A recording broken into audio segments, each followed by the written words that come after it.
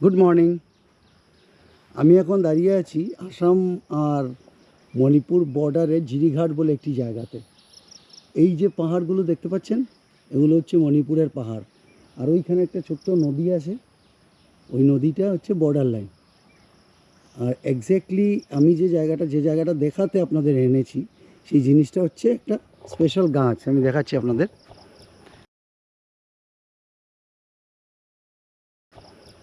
এই হচ্ছে দেখুন, জায়গাটা খুব সুন্দর। এখানে আগে টি গার্ডেন ছিল, স্লোপ, তারপরে নদী, এই ঘর কিচ্ছু ছিল না। তারপরে ওই পাহাড়, ওই স্কাইলাইনটা পুরো ওই পাহাড়টার ওপারেই ইম্ফল। আর আমি আপনাদের যে জিনিসটা দেখাতে এনেছি সেই হলো এই গাছগুলো। এই গাছগুলোকে বলে আগর গাছ। এই গাছগুলো থেকে যে কসটা বেরোয় সেগুলোই আমাদের বেসিক্যালি এই কসটা থেকেই ওয়ার্ল্ডের বেস্ট পারফিউমও তৈরি হয়। এই গাছগুলো, এই যে জঙ্গলটা, এটা প্ল্যান্টেশন অ্যাকচুয়ালি একজন লাগিয়েছে। এই যে দেখুন, আমি একটু দেখানোর চেষ্টা করছি আপনাদের। এটা যখন পুরো ম্যাচিওর হয়ে যাবে, ওর ভেতরে ওটা তৈরি হয়, তাই না রে? ওই ভেতর থেকে বের করবে চিড়ে। এই হচ্ছে আগর গাছ। ওইটা ম্যাচিওর্ড হয়ে গেছে। ওইটা কাটলে পরে অনেক টাকা দাম হবে। অনেক। কত হবে আইডিয়া?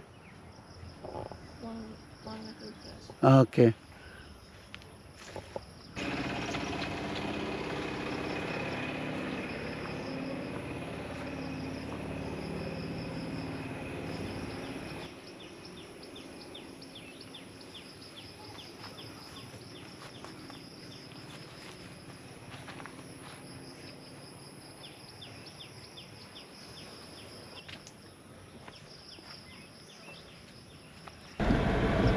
আজকে এখন আমরা বেরিয়েছি সবাই মণিপুর যাব। মণিপুরে একটা কালী মন্দির আছে, তো বর্ডার ক্রস করে মণিপুরে ঢুকবো।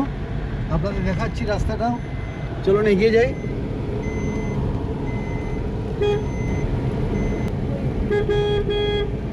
এই যে ব্রিজটা দেখতে পাচ্ছেন, এই ব্রিজটা হচ্ছে, এটাকে বলে এই নদীটা জিরি নদী। এই জিরি নদী হচ্ছে আসাম আর মণিপুরের border line. Now officially we are entering জিরি বাম।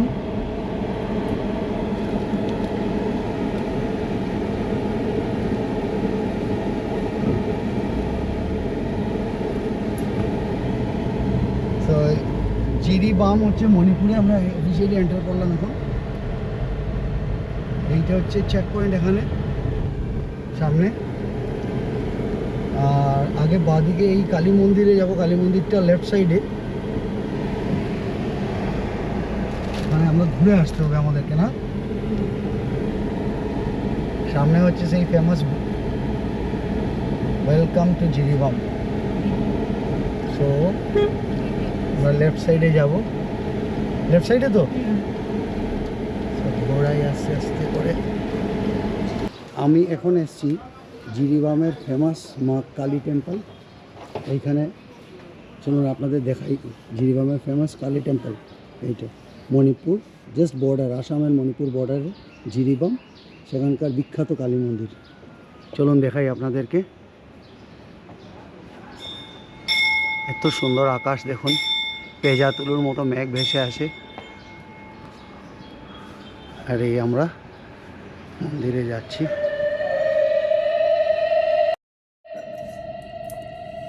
মণিপুরের প্রবেশদ্বার জিরিবাম, যেখানে জিরি নদীর জলে মিশে থাকে ভক্তির এক অনন্ত ধারা। আর সেই পবিত্র ধারার প্রাণকেন্দ্রে স্বয়ং বিরাজিতা মা ভবতারিণী জিরিবাম কালী মন্দির। যুগের পর যুগ ধরে এই মাটি শুধু মানুষের বসতি দেখেনি, দেখেছে মানুষের বিশ্বাস আর সমর্পণের অমর গাথা। বিংশ শতকের প্রথম দিকে যখন অনিশ্চয়তার ঝড় মাথায় নিয়ে মানুষ এই অচেনা অরণ্যে পা রেখেছিল, তখন তাদের একমাত্র ভরসা ছিল মা তুমি। সেই ছোট্ট কুটির থেকে আজকের এই সুবৃহৎ মন্দির, সব কিছুতেই জড়িয়ে আছে তোমারই কৃপার অপার মহিমা। এই পবিত্র প্রাঙ্গণের অন্যতম বড় মাহাত্ম্য হল শ্রী শ্রী কালী মন্দিরের ঠিক পাশেই পরম করুণাময় শ্রী শ্রী জগন্নাথ দেবের মন্দির একই চত্বরে বিরাজমান, যেন একই বৃন্তে দুটি সুবাসিত ফুল। একদিকে মায়ের তেজদীপ্ত করুণা, আর অন্যদিকে মহাপ্রভুর স্নিগ্ধ প্রেমময় কৃপা। এই যুগল মন্দিরের সান্নিধ্য পুরো প্রাঙ্গণকে এক দিব্য ধামে পরিণত করেছে। মণিপুরের পবিত্র মাটি, সমৃদ্ধ মেইতেই সংস্কৃতির সাথে বাঙালি সংস্কৃতির প্রাণের ছোঁয়ায় এই মিলনক্ষেত্র আজ অনেক বেশি মহিমান্বিত। বিশেষ বিশেষ উৎসবের দিনে যখন মন্দির প্রাঙ্গণে মেইতেই আর বাঙালি সম্প্রদায়ের ঐতিহ্যবাহী পোশাকে ভক্তদের সমাগম ঘটে, তখন বাতাসে ভেসে ওঠে প্রথাগত পুং আর করতালি অপূর্ব ছন্দ। সেই ছন্দের সাথে যখন মিশে যায় বাংলার চিরাচরিত ঢাকের গম্ভীর নিনাদ, ঢাক আর পুংয়ের এই যুগলবন্দি যেন পাহাড় আর সমতলের হৃদয়ের স্পন্দনকে এক করে দেয়। ঢাকের সেই জোরালো আওয়াজ আর পুংয়ের সেই সূক্ষ্ম ও দ্রুত ছন্দের সম্মোহনে সংকীর্তনের পবিত্র ধ্বনি এক অপার্থিব পরিবেশ তৈরি করে। মণিপুরী সংস্কৃতির সেই স্নিগ্ধ লাবণ্য, ভক্তিভরা নৃত্য, ঢাকের গাম্ভীর্য আর মায়ের আরতির শঙ্খনাদ সব মিলে সৃষ্টি হয় এক অনন্য সাংস্কৃতিক ঐক্যতান। বাঙালি ও মেইতেই সংস্কৃতির এই অপূর্ব মেলবন্ধনে জাতি, ধর্ম, বর্ণের সমস্ত ভেদাভেদ মুছে গিয়ে এখানে সবাই কেবল এক মহাপরিবারের সন্তান। একই প্রাঙ্গণে দাঁড়িয়ে জগন্নাথ দেব আর মা কালীর আশীর্বাদ যেন পাহাড় আর সমতলের মানুষের জীবনকে এক সুতোয় বেঁধে রেখেছে। গর্ভগৃহের ওই স্নিগ্ধ আলোয় যখন প্রভুর ও মায়ের মুখখানি ভেসে ওঠে, তখন সমস্ত বুক ভরা কষ্ট নিমেষে উবে যায়। ধূপের সুবাস আর প্রদীপের শিখার সাথে ভক্তের দীর্ঘশ্বাস মিশে একাকার হয়ে যায়। মাগো, হে প্রভু জগন্নাথ, তোমরা শুধু পাথরের প্রতিমা বা দারুব্রহ্ম নও, তোমরা এই জনপদের স্পন্দন, তোমরা পথের দিশারি। ভক্তের কান্না আর হাসির নীরব সাক্ষী হয়ে তোমরা আগলে রেখো আমাদের। হে মহাশক্তি কালী, হে জগন্নাথ স্বামী, তোমাদের চরণে আমাদের কোটি কোটি প্রণাম। জয় মা কালী, জয় জগন্নাথ। আমরা এখন জিরিবাম শহরে ঘুরছি। আমার সবুজে ঘেরা পাহাড় আর জিরি নদীর অববাহিকায় গড়ে ওঠা এই জিরিবাম আজকের দিনে যা মণিপুরের পশ্চিম সীমান্তের প্রবেশদ্বার হিসেবে পরিচিত। 19 শতকের আগে এই উপত্যকা মূলত ছিল ঘন অরণ্যে ঢাকা এক বন্য অঞ্চল। 1832-33 সালের ব্রিটিশ চুক্তির পর এর কিছু অংশ মণিপুরের প্রশাসনের অন্তর্ভুক্ত হয়। আসল পরিবর্তন শুরু হয় বিংশ শতাব্দীর প্রারম্ভে। 1907 থেকে 1911 সালের মধ্যে যখন মণিপুর রাজ্য সরকার এই জঙ্গল সাফ করে কৃষিকাজের জন্য উন্মুক্ত করে দেয়, তখন বরাক উপত্যকা ও পার্শ্ববর্তী অঞ্চল থেকে বাঙালি কৃষক, ব্যবসায়ী ও শ্রমজীবীরা এখানে এসে ধীরে ধীরে বসতি স্থাপন শুরু করে। ধীরে ধীরে গড়ে ওঠে এক স্থায়ী জনপদ। এই ইতিহাস কেবল অভিবাসনের নয়, এটি মেলবন্ধনের। জিরিবামের মাটিতে এসে একে অপরের হাত ধরেছে বাঙালি ও মণিপুরের স্থানীয় মেইতেই সংস্কৃতি। সময়ের সাথে সাথে জিরিবাম আজ অনেক দূর এগিয়েছে। 2016 সালে এটি মণিপুরের একটি পূর্ণাঙ্গ জেলা হিসেবে আত্মপ্রকাশ করে, যা এর প্রশাসনিক গুরুত্বকে বহুগুণ বাড়িয়ে দিয়েছে। বর্তমানে এটি আসাম ও মণিপুরের মধ্যে যোগাযোগের অন্যতম প্রধান লাইফলাইন। রেল যোগাযোগ এবং জাতীয় মহাসড়কের কল্যাণে এটি উত্তর পূর্ব ভারতের একটি গুরুত্বপূর্ণ ট্রানজিট ও বাণিজ্যের কেন্দ্র হয়ে উঠেছে। অতীতে বনের বুক চিরে গড়ে ওঠা এক সীমান্ত চৌকি আজ আধুনিকতার ছোঁয়া পেলেও জিরিবাম তার সবুজ প্রকৃতি, নদীমাতৃক জীবন আর অটুট সাম্প্রদায়িক সম্প্রীতিকে সযত্নে বাঁচিয়ে রেখেছে। গুড আফটারনুন ফ্রেন্ডস, এখন বাজে 1:45। লাঞ্চ করে বেরিয়ে পড়েছি জিরিঘাট থেকে। এখন গন্তব্য করিমগঞ্জ। করিমগঞ্জের ডিস্টেন্স এখান থেকে ধরুন প্রায় 95 কিলোমিটার। সো দেখি কত করে গিয়ে পৌঁছই। আমাকে নিয়ে যাচ্ছে আমার ভাই দিলীপের গাড়িতে করে যাচ্ছি এখন। Bye bye Jirighat. এই বেরিয়ে গেলাম এখন জিরিঘাট থেকে। প্রচণ্ড গরম এবং আমি করতে পারিনি, এত ক্লাইমেট চেঞ্জ হয়ে গেছে, অসম্ভব গরম আর সেইভাবে হিউমিডিটি।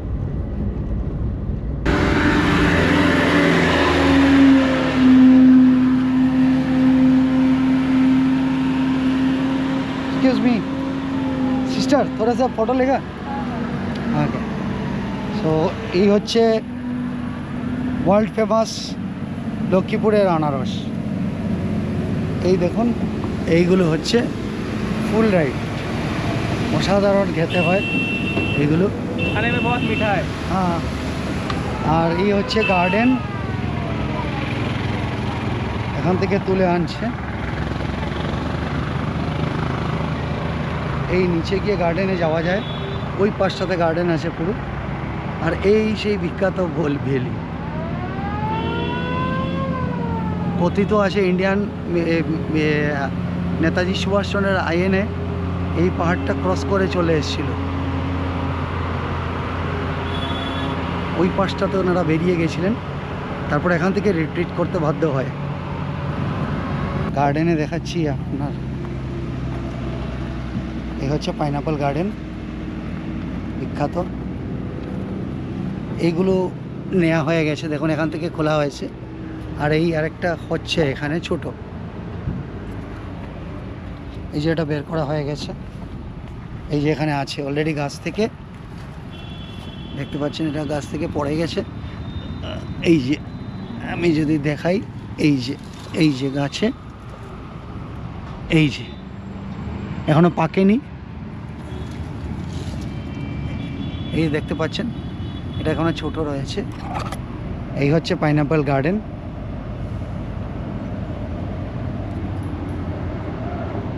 আমি যদি এখানে দেখাই আপনাকে, এই যে দেখুন কিরম গাছে হয় এটা। ये आप लोग कितना करके इसको सेल करते हैं? रेट क्या होता है इसका भैया? वाला 50 की ओके, 50 भी 60 भी है। ওকে, থ্যাংক ইউ। এইভাবে স্টেক করে যাচ্ছে, পুরো লোড হয়ে গেছে এখানে। এগুলো বড় সাইজ বাছাই করা চলছে এখানে। আর এইগুলো কি পাকা পুরো? ये पूरा एकदम राइप है, पक गया ये वाला। ओके, দিদিরা এখানে সব আছেন, লোড হয়ে যাচ্ছে। এটা কোথায় যাবে?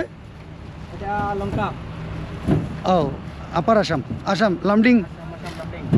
ওকে, থ্যাংক ইউ। আমি এখানে সাবস্ক্রাইবার ভাইরা পেয়ে গেলাম। তোমার নাম কি? আমার নাম সাদ্দাম হোসেন। সাদ্দাম, তোমার? মুশকিদুল ইসলাম। মসজিদুল, আর সাইদ আফতার। শাহিদ। বাহ, 3 বন্ধু। এই যে এই ড্রাইভারও কল করে দিই। ও এনএল নাম্বার। ওকে, ও আজকে কতদিনের জন্য গুয়াত কিরকম লাগে? 7 days, 7 दिन। पूरा 7 दिन, एक हफ्ता होने वाला है ना। 1 हफ्ता से खड़ा है यहाँ। इधर एक हफ्ता से उधर ही पड़ा है। ये भी इधर का सरकार लोग भी ऐसा है ना, क्या बोलेगा, कोई पानी भी जुगाड़ नहीं है, कोई लेट्रिन का भी जुगाड़ नहीं है, बाथरूम का भी जुगाड़ नहीं है, कुछ नहीं है लेकिन इधर हम लोग ऐसा मुसीबत में है, क्या कर बोलेगा। सरकार मार्फते এটা দিয়া দিবা, তুলিয়া দিবা, চেষ্টা করবো। চেষ্টা করবো। আপনি সরকারের মারফতে এটা দেখাইয়া দিবা যে এরকম এরকম যে আপনার রাস্তার মধ্যে পড়া আছে ড্রাইভার লোক। Sure, thank you, bye. এই রাস্তাটা দেখুন, আমি এখন জিরিবাম থেকে শিলচর যাচ্ছি রাস্তাটা, আর পাগলের মতো গাড়ি চালায় আমার ভাইটা। আকাশটা কি সুন্দর নীল, প্রচণ্ড গরম ভেতরে, আই মিন বাইরে, সরি।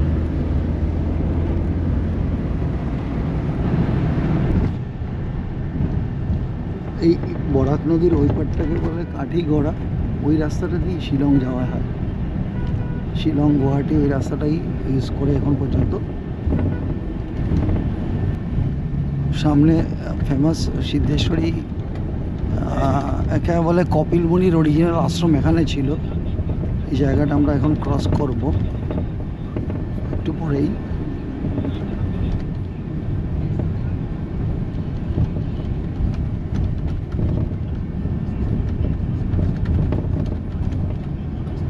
এই যে সিদ্ধেশ্বর শিব মন্দির বলে এই জায়গাটা, কপিল মুনির অরিজিনাল আশ্রম এখানেই ছিল। ওই যে উপরে ব্রিজটা দেখা যাচ্ছে, ওই ব্রিজটাই অ্যাকচুয়ালি এখনও আসামের অন্যান্য জায়গার সাথে বরাক ভ্যালির সংযোগস্থল, মানে সংযোগকারী সেতু এটাকেই বলা হয়। ওই উপরের ব্রিজটা, ওই ব্রিজটাই আসামের অন্য পার্টের সাথে বরাক ভ্যালির সংযোগ সেতু। এই বরাক নদী, তার উপরে এই সেতু এটা।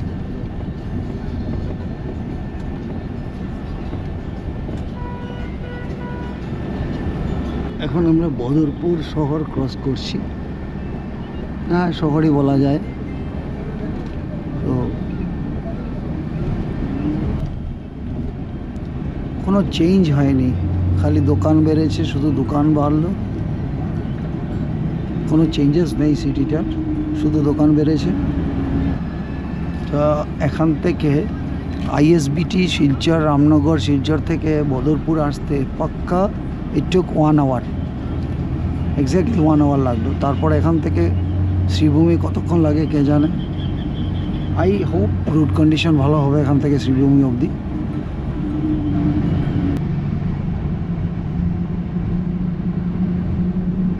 সো ফাইনালি আমরা করিমগঞ্জ সিটিতে ঢুকছি, শ্রীভূমি, রাইট? ওকে, তো এখন বাজে এক্স্যাক্টলি 5:40। ইট টুক অলমোস্ট 1 আওয়ার 55, অ্যানাদার 4-5 মিনিটস লাগবে ওখানে পৌঁছোতে। সো 55 কিলোমিটার আসতে 1 ঘন্টা 55 মিনিট ধরা যায়, প্রায় লেগেই গেল। চলুন কালকে সিটি দেখাবো আপনাদেরকে ঘুরিয়ে। Till then bye. এইটা রূপকের বাড়ি, আমার বন্ধুর বাড়ি। আর এভিকশন ড্রাইভ শুরু হয়েছে এখানে, মানে এখানে প্রচুর দোকানপাট এগুলো ছিল। এদিকটাও কিছুটা ভাঙা হয়েছে দেখতে পাচ্ছি, দেয়াল। সবচেয়ে খারাপ লাগছে এই পাশটা, লেফট সাইডটা। খারাপ লাগার কিছু নেই, মিউনিসিপ্যালিটির এরিয়াতে ড্রেনেজ সিস্টেমে খুব সমস্যা হচ্ছিল, তাই ভেঙে দিয়েছে।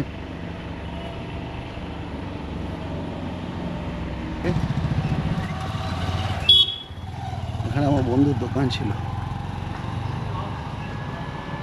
ওটা ভাঙা পড়েছে।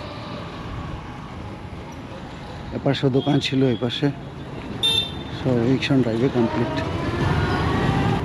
আমার শুধু একটা কোয়েশ্চন, এদের কি আগে নোটিশ দেওয়া হয়েছিল না? মন্দিরটা কি হবে?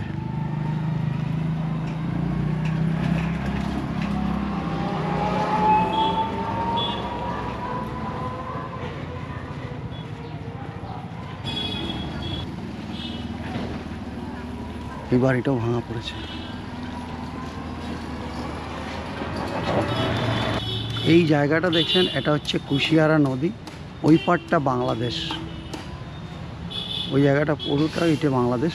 এই ইন্টারন্যাশনাল বর্ডারটা হচ্ছে নদীর ঠিক মাঝ বরাবর, ওইটাই ইন্টারন্যাশনাল বর্ডার। ওই পাড়টার নাম জকিগঞ্জ।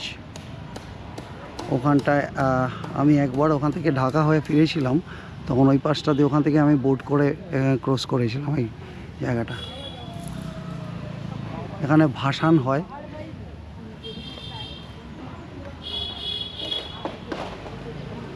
এটা হচ্ছে শ্রীভূমি শহরে যত ভাসান হয়, পুজোর ভাসান সব এই ঘাটেই হয়। চলুন করিমগঞ্জ সিটি দেখাচ্ছি আপনাদের, শ্রীভূমি।